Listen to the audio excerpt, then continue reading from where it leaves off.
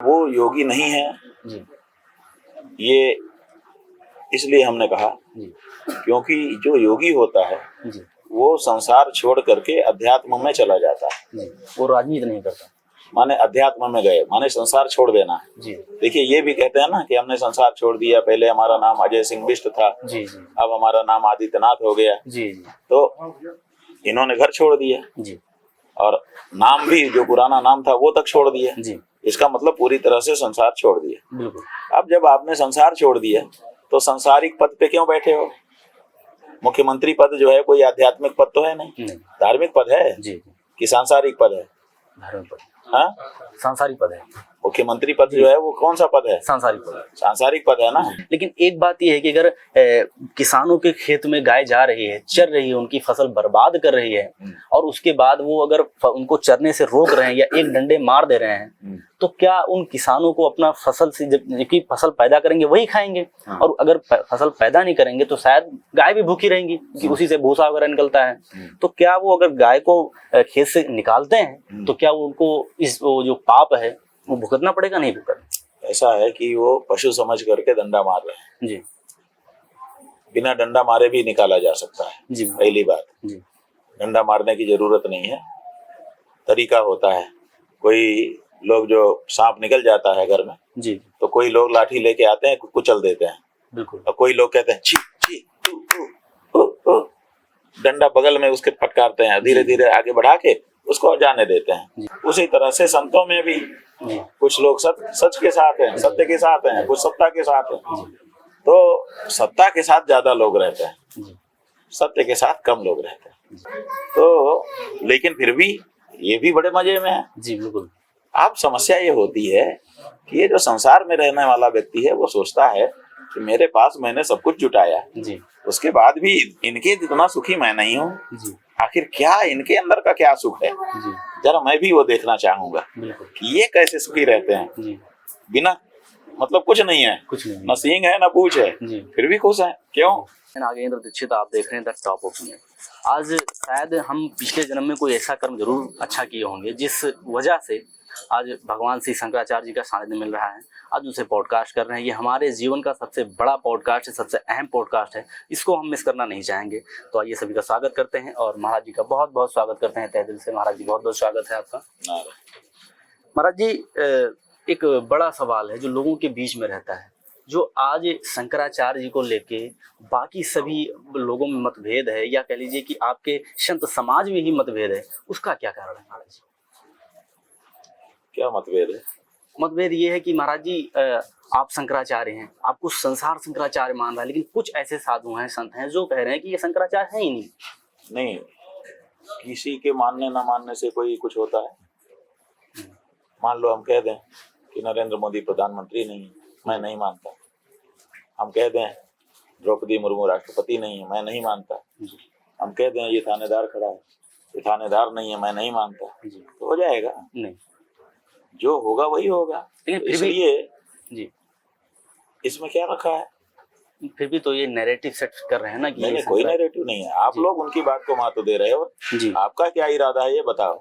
नहीं, कि जो विधि विरुद्ध बातें कर रहा है जी, उसकी बात को आप क्यों आगे फैला रहे हो? इसका मतलब आप उस बात को लेकर के कोई आप नैरेटिव कर रहे हो। ये नहीं करना चाहिए आपको। नहीं महाराज, जो व्यक्ति एक देखिए, हर पद पर प्रतिष्ठा करने का एक प्रोसीजर होता है, किसी भी पद पर। आप जब यहाँ पर अपने चैनल में आए होगे जी, तो आपकी भी प्रतिष्ठा जिस पद पर, किस पद पर हो आप अपने चैनल में? जी, हम प्रमुख हैं।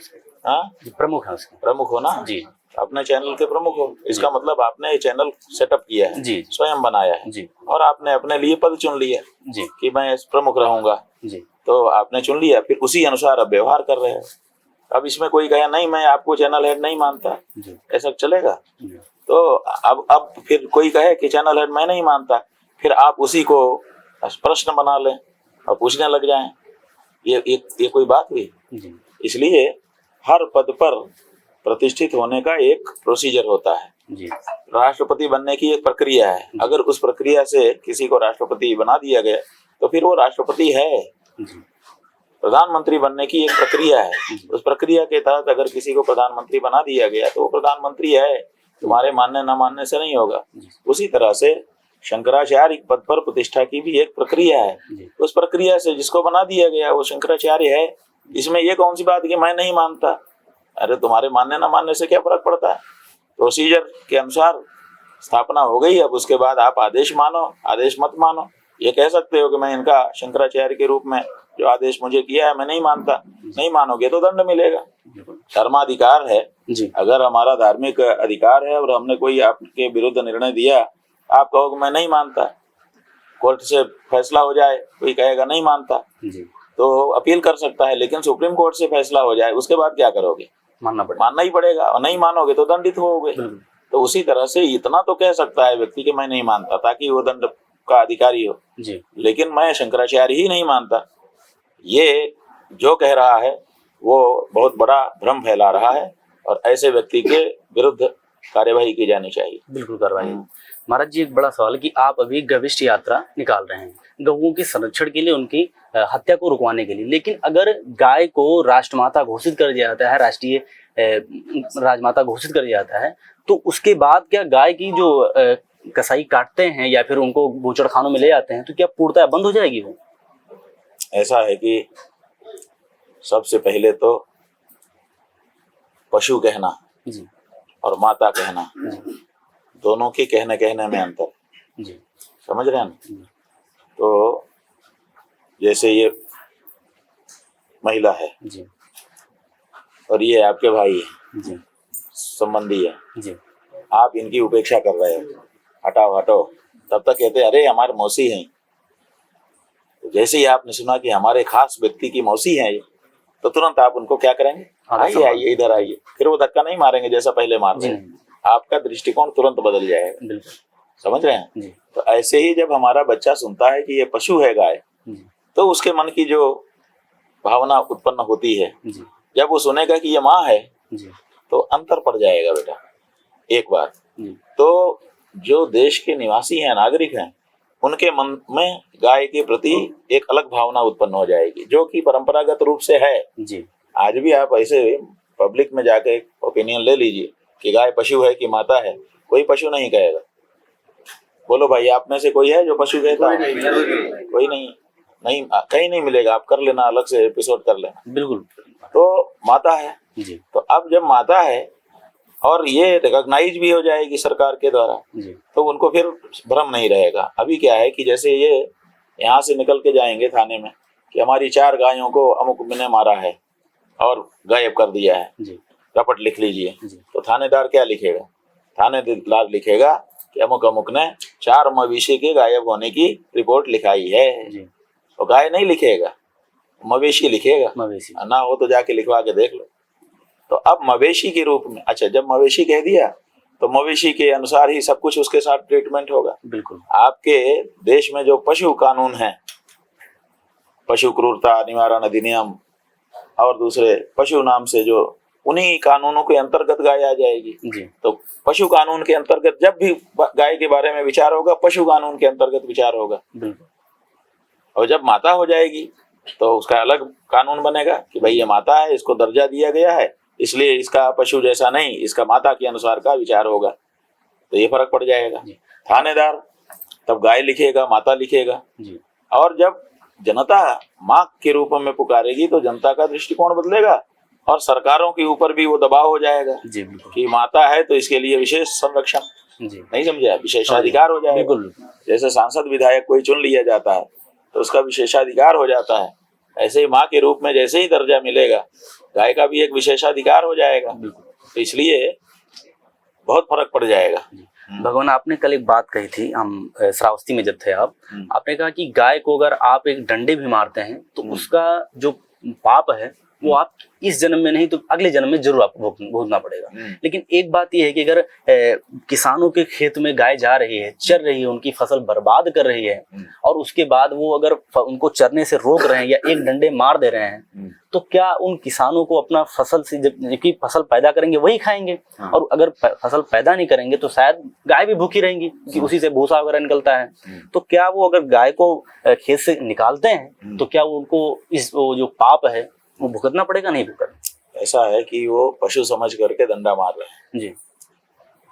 बिना डंडा मारे भी निकाला जा सकता है। जी पहली बात, जी डंडा मारने की जरूरत नहीं है, तरीका होता है। कोई लोग जो सांप निकल जाता है घर में जी तो कोई लोग लाठी लेके आते हैं, कुचल देते हैं, बिल्कुल और कोई लोग कहते हैं छी छी डंडा बगल में उसके फटकारते हैं, धीरे धीरे आगे बढ़ा के उसको जाने देते हैं। जी देखा? हाँ देखा आपने दोनों दृश्य देखे होंगे जी या सुने होंगे, इमेजिन कर सकते हैं जी कि एक व्यक्ति सांप देखते ही कुचल के मार देता है जी और दूसरा उसको रास्ता देता है, पैसेज, कि भाई निकल जाओ, हट जी जाओ, बिल्कुल हमें क्षति ना पहुंचाओ, हम तुम्हारे जीवन से नहीं खेल रहे। जी देख रहे हैं? जी बिल्कुल तो यहाँ पे सांप को, जो कि विषधर था, काट के हमको मार ही देता, उसको भी हम मारते नहीं हैं और दूसरे में मार देते हैं।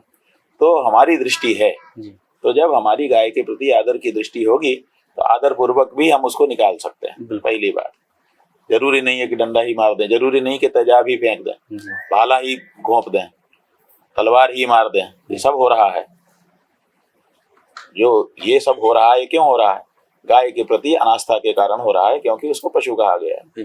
तो पहली बात तो ये है कि एक सम्मानजनक दृष्टि की प्रत्येक किसान में प्रतिष्ठा होनी चाहिए। दूसरी, अब देखिए, जब ये प्रतिष्ठा हो जाएगी तो दृष्टिकोण बदल जाएगा। जी महाराज। ऐसा होता है कि हम अपने घर में, आप तो फसल की बात कर रहे हैं, हम तो पकी हुई फसल पक गई, उससे हमने गाहनी कर लिया, अनाज निकाल लिया, घर में लेके आ गए, फिर हमने उसको पका दिया, और पकाने के बाद भी हम दूसरों को खिला देते हैं। अतिथि आ गया उसको खिला देते हैं, सन्यासी आ गया उसको खिला देते हैं, भूखा आ गया उसको खिला देते हैं, मंदिर में ले जा करके अनाज दे देते हैं। ये अपना पका पकाया अनाज हम दे देते हैं दूसरों को। क्यों दे देते हैं? क्योंकि हम जानते हैं कि ये जो हम दे रहे हैं ये व्यर्थ नहीं जाएगा, ये कई गुना लेके हमको आएगा। समझ रहे हैं? तो अब अगर उसकी दृष्टि अच्छी होगी किसान की, तो वो समझेगा कि गौ माता ही तो है, अरे थोड़ा सा चरी ले रही हैं तो क्या है, इनसे हमको पुण्य होगा और जाने कितना हमको वापस मिल जाएगा। आज हम प्रत्यक्ष अनाज हमारा जरूर नुकसान हो रहा है, लेकिन इससे जो पुण्य उत्पन्न हो रहा है उससे हमको कहीं ना कहीं से प्राप्ति होगी ही होगी। तो इसलिए वो इस तरह से नुकसान नहीं देखे। और तीसरी बात यह है कि जब माता घोषित हो जाएंगी तो वो माता के रूप में कहीं ना कहीं किसी न किसी की देखरेख में रहेंगी। तो किसान के किसी खेत में जाके क्यों चरेंगी? वो अपने जगह पे चरेंगी। अच्छा, उनकी स्वयं की गोचर भूमि है, आपको नहीं पता है? लाखों हेक्टेयर भूमि उत्तर प्रदेश में गौ माता की है जी, चारागाह जी, माने करोड़ हेक्टेयर कहें तो कम नहीं है जी। इतनी चरने की भूमि गाय की पहले से है।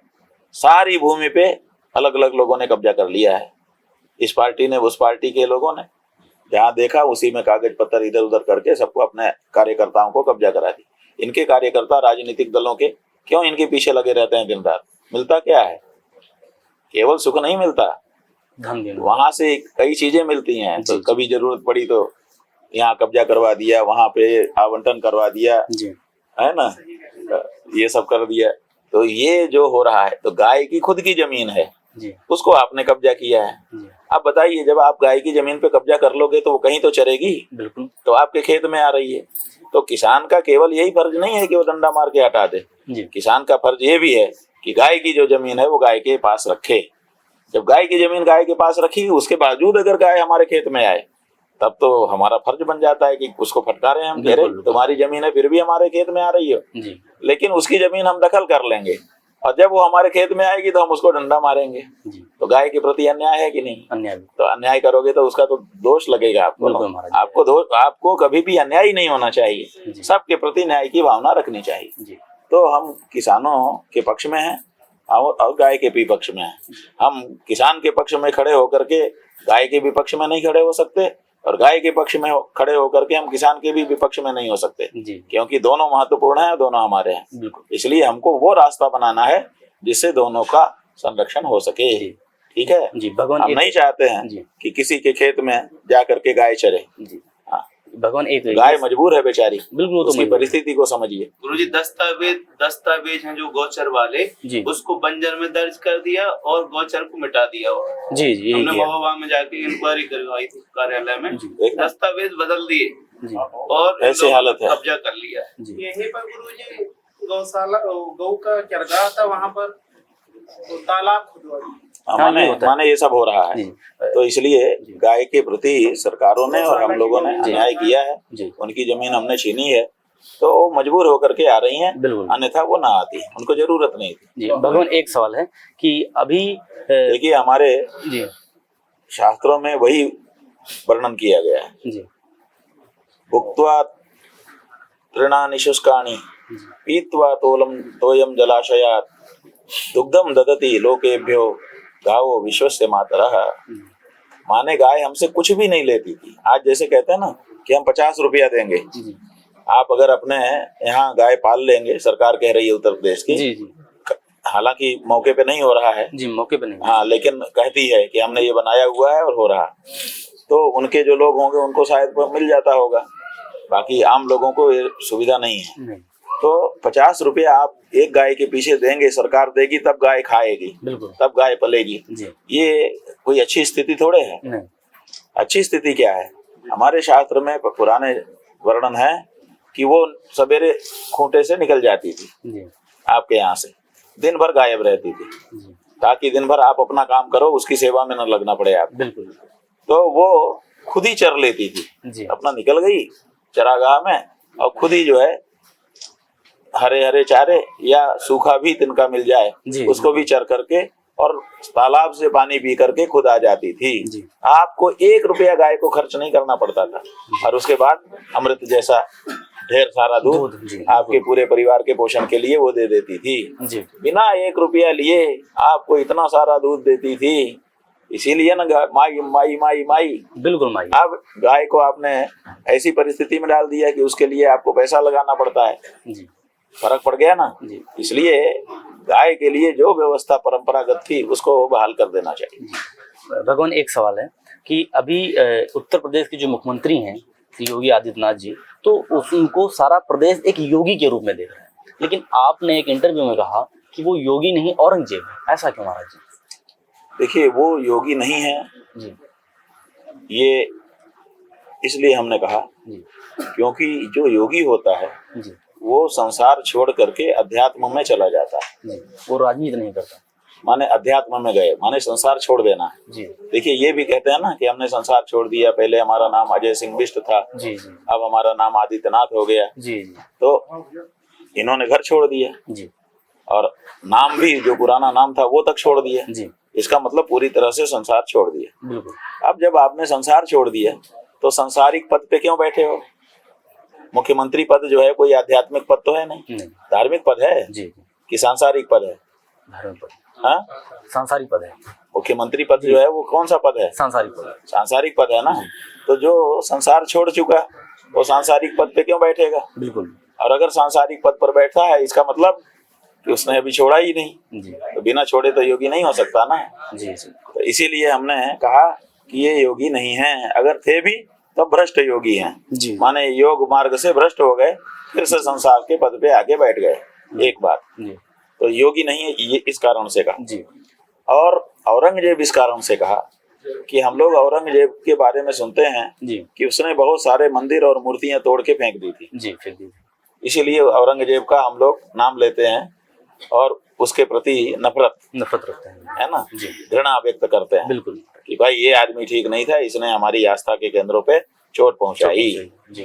तो जैसे मंदिर तोड़ने के कारण औरंगजेब हमारे घृणा का पात्र बन गया जी, ऐसे ही अगर आप तोड़ो तो हम भी बन जाएंगे, आप भी बन जाएंगे ना। बिल्कुल। हम तोड़े तो आपकी नजर में क्या होंगे? आप औरंगजेब हो जाएंगे ना। बिल्कुल, बस यही बात है।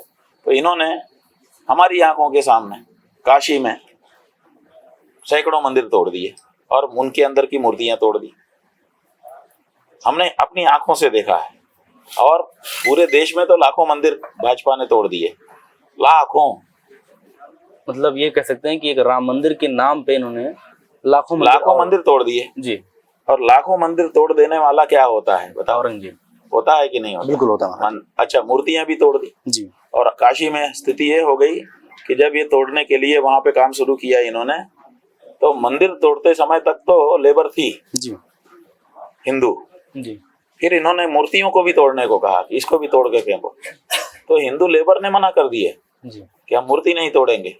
तो इन्होंने मुस्लिम लेबर मंगवाई, 250 मुसलमान लेबर आई वहाँ, और महीनों माने लगभग 10-12 महीने रह करके उसने सैकड़ों मंदिर तोड़े और उनकी मूर्तियां तोड़ी और फेंका। हम लोग इसके आंखों देखे साक्षी हैं।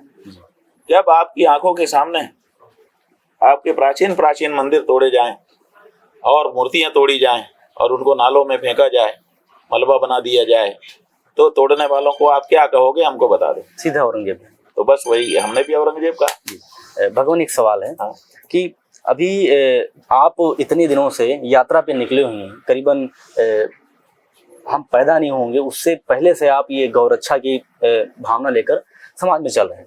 लेकिन जो पूरा अपना संत समाज है, अगर एकजुटता से जितने भी संत हैं, जितने भी हमारे धर्माचार्य हैं, अगर वो साथ में आ जाएं तो एक बार ये प्रयास और अच्छा नहीं हो जाएगा। लेकिन वो सामने आ क्यों नहीं रहा? ऐसा है जी कि सब केवल संतों में नहीं जी, तुम्हारे पत्रकारों में भी जी, पुलिस में भी जी, सेना में भी जी, इधर भी उधर भी दो तरह के लोग होते हैं। एक सत्य के साथ रहते हैं और एक सत्ता के साथ रहते हैं जी। तुम्हारे पत्रकारों में नहीं है? कुछ लोग सत्य के साथ हैं और कुछ लोग सत्ता के साथ हैं, है कि नहीं जी? निकाल दिया गया है अपना अपना छोटा चैनल तुम्हारे जैसे बना करके जनता के भरोसे रह रहे हैं कि नहीं रह रहे हैं? जबकि बहुत बड़े पत्रकार थे, बड़े संस्थानों ने उनको नौकरी दिया था, ऐसा नहीं है, बड़े पदों पे बैठाया था, लेकिन जैसे ही उन्होंने सच कहना शुरू किया सबको निकाल के बाहर किया गया कि नहीं? आपने इतिहास अपने आंखों से देखा। 14 ईस्वी के बाद कैसे बड़े जो पत्रकार इस देश के थे उनको उनके संस्थानों ने निकाल के बाहर कर दिया और उनको जनता के भरोसे यूट्यूब पर अपना चैनल बना करके बैठना पड़ गया ताकि उनकी रोटी चले। ये दृश्य देखा कि नहीं आप? उन पत्रकारों की क्या गलती थी? यही गलती थी कि वो सच कहना चाह रहे थे और सच कहने की उनको परमिशन नहीं मिली। तो जैसे पत्रकारों में भी कुछ सच के साथ हैं और कुछ सत्ता के साथ हैं, उसी तरह से संतों में भी कुछ लोग सच के साथ हैं, सत्य के साथ हैं, कुछ सत्ता के साथ हैं। तो सत्ता के साथ ज्यादा लोग रहते हैं, सत्य के साथ कम लोग रहते हैं। तो ऐसा नहीं है कि सत्य के साथ नहीं है लोग, लेकिन कम है, लेकिन उनका बल सदा ही ज्यादा रहता है। इसलिए कोई घबराने की जरूरत नहीं है। जो सत्ता के साथ जाना चाहे वो सत्ता के साथ जाए, जो सत्य के साथ जाना चाहे उसको सत्य के साथ जाने की छूट मिलनी चाहिए। तो हमने किसी पे कोई दबाव नहीं डाला है, हम तो बीच में लाइन ही हमने खींच दिया है, एक तरफ सत्ता और एक तरफ सत्य, आओ कौन किस तरफ है। तो अब जो जिसको आना होगा आएगा। महाराज जी, भी आपने कहा कि कुछ मीडिया, लेकिन कर सकते हैं ये जनता, अगर जनता जागरूक हो जाए, हर जगह संत ही नहीं जरूरी है कि वही खड़े हो, बिल्कुल जनता भी खड़े हो जी। अगर हम खड़े होंगे, हम ये गायत्री परिवार वाले कहते हैं हम सुधरेंगे युग सुधरेगा। बिल्कुल हर जगह संत खड़े हो, क्यों खड़े हो भाई? आप भी खड़े हो, आप खड़े हो, ये इतने लोग अभी सब लोग अभी खड़े हो जाएंगे जी। महाराज जी, अभी आपने कहा जो मीडिया की बात, तो हम ये एनालिसिस किए हैं, देखे हैं कि अभी जो छोटे यूट्यूबर टाइप के हैं, जो छोटे पत्रकार हैं, वो सिर्फ आपके साथ है। क्योंकि जो जितनी भी बड़ी मीडिया है, हम नाम लेना चाहते हैं कि जितनी बड़ी प्लेटफॉर्म पे जो बड़ी मीडिया है, जो सबसे बड़ी मीडिया देश की, वो आपकी एक भी वीडियो, आप इतने दिन से यात्रा करेंगे, एक भी वीडियो अपने प्लेटफॉर्म पे नहीं चला रहे। वो सिर्फ क्या दिखा रहे हैं? राम मंदिर चोरी ऐसा है कि हमारे पास कुछ बड़े पत्रकारों ने संपर्क किया है और उन्होंने हमसे माफी मांगी है कि महाराज जी आप बहुत बड़ा काम कर रहे हैं जी, हमको बहुत मन है कि हम आपकी खबर को जनता के सामने रखें, लेकिन हमको ऊपर से मना किया गया है, क्षमा करिएगा। तो मानवीयता है उनके अंदर, लेकिन क्या करें, मजबूर है, नौकरी है जी। महाराज जी, एक लोगों के बीच में ये प्रश्न रहता है, जो भी ज्योतिर्लिंग दर्शन करने जाते हैं, चार धाम दर्शन करने जाते हैं, तो ये 12 ज्योतिर्लिंग और 4 धाम दर्शन से क्या लाभ होता है महाराज? ऐसा है कि हमारे यहाँ तीर्थ यात्रा जी एक बहुत महत्वपूर्ण धर्म कार्य है जी। ऐसा होता है कि संसार में रहने का एक अलग मजा है जी, बिल्कुल, और संसार छोड़ने का एक अलग मजा है जी, समझे जी, दोनों में मजा है। जो लोग, आप लोग संसारी हो, घर है, परिवार है, पत्नी है, बच्चे हैं, धन है, संपत्ति है जी, है ना, और थोड़ी बहुत मनमाना करने की छूट है, बड़ा आनंद ले रहे हो, बिल्कुल ठीक है। और दूसरी तरफ ये संत हैं जी, ये घर परिवार छोड़े हुए हैं, न पत्नी है, न बच्चा है, न घर है, न मकान है, न संपत्ति है, कुछ नहीं है, भगवान भरोसे हैं और बहुत सारी बंदिशें हैं, ये नहीं कर सकते, ये नहीं कर सकते, ये नहीं कर सकते, ये नहीं कर सकते, ये नहीं कर सकते। थोड़ा भी करे तो कोई ना कोई टोकने लगता है, महाराज जी आप भी नहीं, बड़ा बंधन लगा हुआ है। तो लेकिन फिर भी ये भी बड़े मजे में है जी। बिल्कुल। आप समस्या ये होती है कि ये जो संसार में रहने वाला व्यक्ति है वो सोचता है कि मेरे पास मैंने सब कुछ जुटाया जी, उसके बाद भी इनके जितना सुखी मैं नहीं हूँ जी, आखिर क्या इनके अंदर का क्या सुख है जी, जरा मैं भी वो देखना चाहूंगा कि ये कैसे सुखी रहते हैं जी, बिना मतलब कुछ नहीं है, कुछ नहीं, न सींग है न पूछ है जी, फिर भी खुश है। क्यों? तब वो क्या करे? वो सन्यासी तो बन नहीं सकता क्योंकि उसने बहुत कुछ ऐसा फैला लिया है कि छोड़ नहीं सकता, दाई तो भी बने हैं जी। तो क्या करे? तो फिर वो सोचता है कि थोड़ी देर के लिए हम सन्यासी बन जाते हैं जी, कुछ देर के लिए। तो कुछ देर कैसे बन सकता है? तो वो क्या करता है कि तीर्थ यात्रा के लिए मन बनाता है जी, ये भाई हम जरा तीर्थ करेंगे जी। तो तीर्थ करने में क्या होता है कि घर छोड़ देना पड़ता है जी। तो सबसे पहले गृह त्यागी हो गया जी, नातेदार रिश्तेदार को भी छोड़ देना पड़ता है, ठीक है जी। और जब तक तीर्थ करेगा तब तक ब्रह्मचर्य से रहना है जी, तब तक सत्य बोलना है जी, तब तक जो है सब धर्म नियमों का पालन करना है जी। तो जैसे सन्यासी का जीवन होता है ऐसे ही एक तीर्थयात्री का जीवन हो जाता है जी। तो वो 5 दिन 7 दिन 15 दिन 1 महीना है ना। अब 4 धाम अपने देश के 4 कोने में है, 12 ज्योतिर्लिंग भी ऐसे अलग अलग जगह पे हैं। अगर कोई 4 धाम और 12 ज्योतिर्लिंग का ही दर्शन करना चाहे जी, तो महीना 2 महीना तो लग ही जाएगा आराम से। अब महीना 2 महीना जब वो गृह त्यागी रह करके ब्रह्मचर्य और सत्य अहिंसा का पालन करते हुए रहेगा तो वो सन्यासी जीवन का जो रहस्य है उसका थोड़ा थोड़ा उसको अनुभव हो जाएगा बिल्कुल कि ऐसा जीवन होता है सन्यासी का, इसीलिए ये लोग मस्त रहते हैं जी। तो गृहस्थ जीवन में रहते हुए संन्यास जीवन का अनुभव करने की एक विधा है ये तीर्थ यात्रा। आज वाली तीर्थ यात्रा नहीं है कि अपना ठाट से एसी फर्स्ट क्लास में करवा लिया रिजर्वेशन, ऑर्डर दे करके मंगवा लिया थाली जी, और जूता पहने चले गए और बढ़िया सैर सपाटा जैसे घूम के आ गए।